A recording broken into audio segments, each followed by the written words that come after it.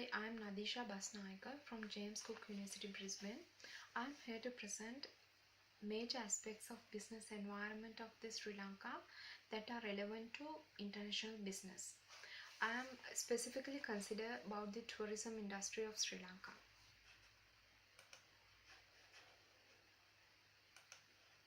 Sri Lanka is an island nation with a rich cultural heritage and a long written history over 25,000 years.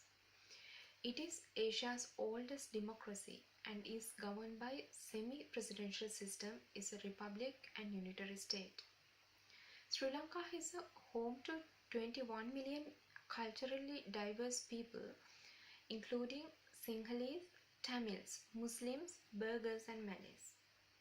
However, 70% of the population are Sinhalese and they follow Buddhism. Sri Lanka had its own control system which led by king until 1815. In 1505, Portuguese arrived and marked the beginning of European interest. In 1658, Dutch established control except Kingdom of Kandy.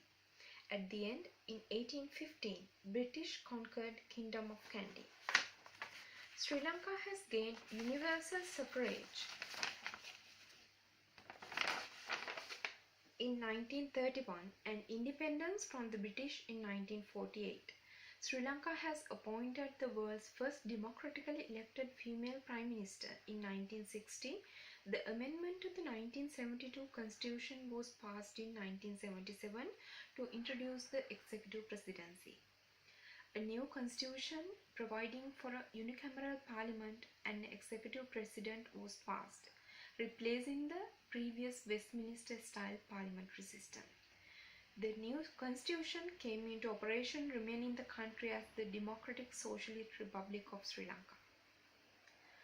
The policy since the early 1960s that restricted foreign banks from opening branches in Sri Lanka was changed in 1977. Which led coordinated market economy to liberal market economy. Generous tax incentives were announced to encourage foreign direct investment. The Greater Colombo Economic Commission was established with the power necessary for the development of the economy. Further, imports and payments were liberalized and price controls and other administrative controls were removed with the intention to market mechanism to operate. The concept of privatization of state assets were introduced. With the economic liberalization, recognize it as an alternative strategy to boost private sector activities in the economy. When we considering women's power, since 2006, political empowerment among women has dipped from an impressive 6th place to less inspiring 50th place today. The male-female ratio among young people enrolling in secondary and tertiary education still strikes an exemplary balance, but the percentage of women taking roles in parliament hasn't risen above 6.5% since 1948.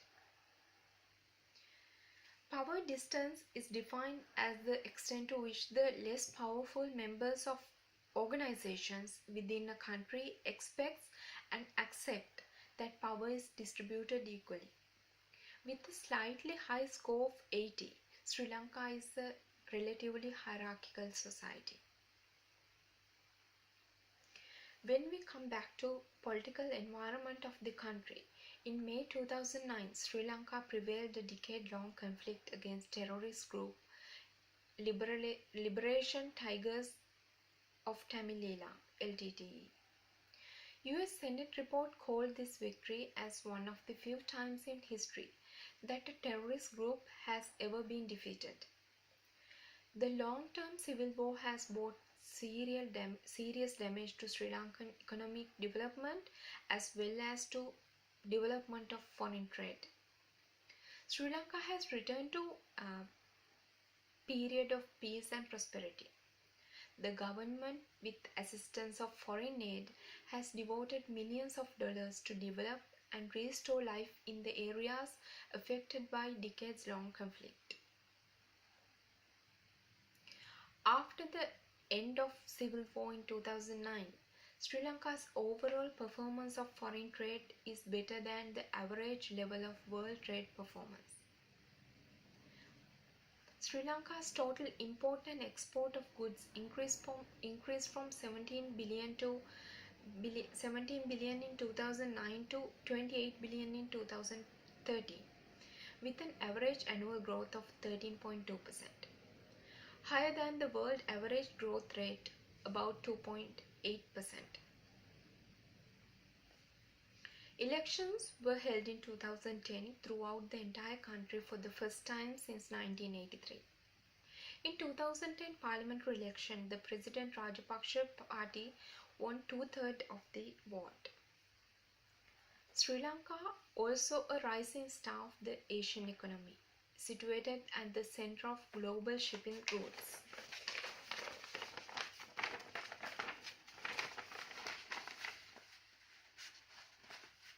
It plays a vital role in international trade linking East and West.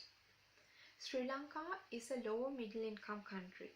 Its economy grew at average rate of 6.4% between 2010 to 2015, have changed from basically rural agricultural dependent economy to urbanized economy which is driven by services. Its stock market has risen recent years, one of the world's best performing exchanges in 2010, and the economy was on the rise, marked 7.2% economic growth in the same year. During the global economic downturn, Sri Lanka has demonstrated economic resilience. However, in 2015, a common candidate defeated President Rajapaksa and established a unitary government while showing Sri Lanka's rich traditions of democracy and political freedom. GDP grew by 3.8% in the first quarter of 2017 and 4% in the second quarter to hold growth in the first half of 2017, unchanged from the 2016 outcome. Agriculture was hit in the first quarter by continuing drought, causing 3.2% decline. Rice production fell by 53%. And there was significant decline in tea and rubber, major export crops. Floods in the second quarter shrank agriculture by 2.9% with further rice losses, even as tea and rubber rebounded. Sri Lanka has a growing tourism industry. Since gaining independence from the British 1947, Sri Lanka has continued to attract foreign investors and tourists to the island. The country's important placement also enables it to attract transit visitors into the island. Over the years, many beautiful resorts, hotels and spas have opened, incorporating the diverse culture of the country. The various tourist establishments here offer visitors a unique experience. Tourism plays an increasingly important role in Sri Lanka's booming economy, and Sri Lanka has been recognized as a world-class tourist destination. The natural beauty of tropical rainforests, beaches, mountain landscapes, cultural heritage make it place.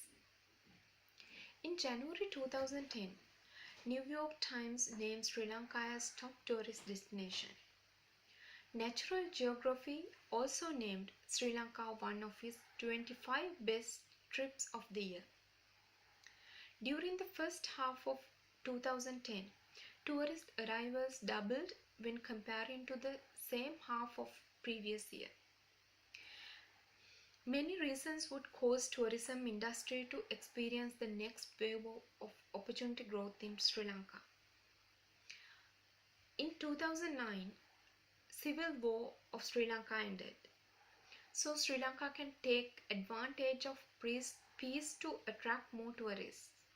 According to statistics data of Sri Lanka Tourism Development Authority, in the first quarter of 2010, the first tourist arrival increased dramatically. The Sri Lanka Tourism Development Authority indicated that in 2015, approximately 1.8 million tourists visited the country. Also, the current Sri Lankan government has set a goal to attract 4 million tourists by 2020. The second reason that will lead the tourism industry of Sri Lanka to grow rapidly is geography.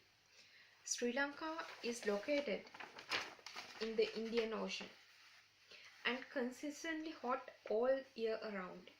It shares many characteristics with most of tropical tourist destinations around the world. With such a good geography, it is not hard to see in the next few decades, Sri Lanka will become a famous place like Bali or Maldives.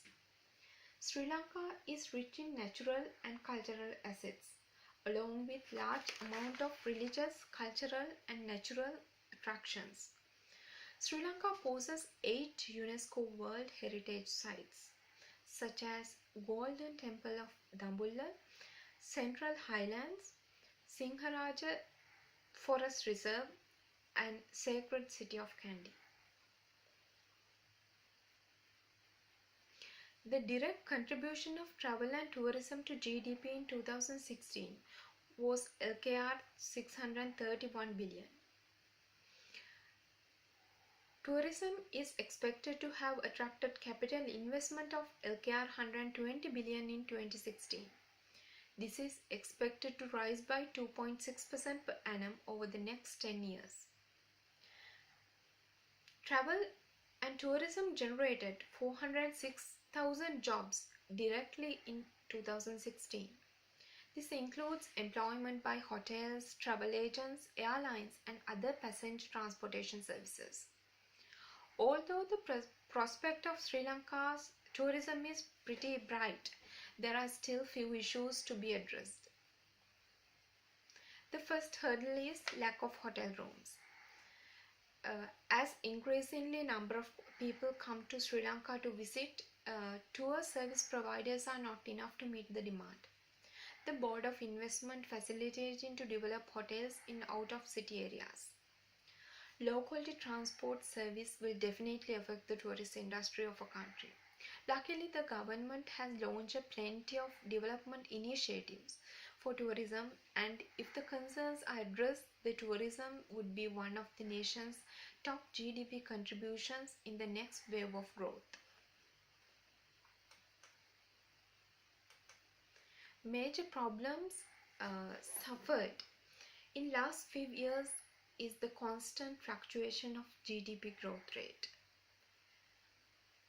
Sri Lanka GDP reached its highest point in 2012 with 16.12%, whereas 2013 it declined at low of 4.8%.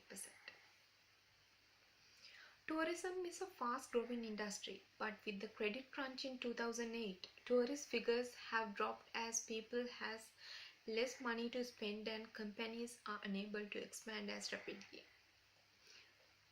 There are a number of issues tourism businesses need to overcome. The main problem of Sri Lanka is that Sri Lanka is surrounded by major tourist countries like India, Singapore, Malaysia, etc. But Sri Lanka can take advantage of its location as of Sri Lanka is equidistant between Europe and Far East. So it can become a transportation hub and tourist hub as well. Sri Lanka should adopt some UAE tourism policies as they become the number one spot for tourists in last few decades. Fluctuating oil prices have resulted in the airline industry imposing further fuel charges to cover higher costs, which are unfortunately passed on to the consumer. Sri Lanka is basically concentration on becoming export-oriented country, and they are making efforts to create a social market economy in which there is a fair competition between market forces which result in economic progress, decline in level of employment, and promote welfare of masses. Thank you.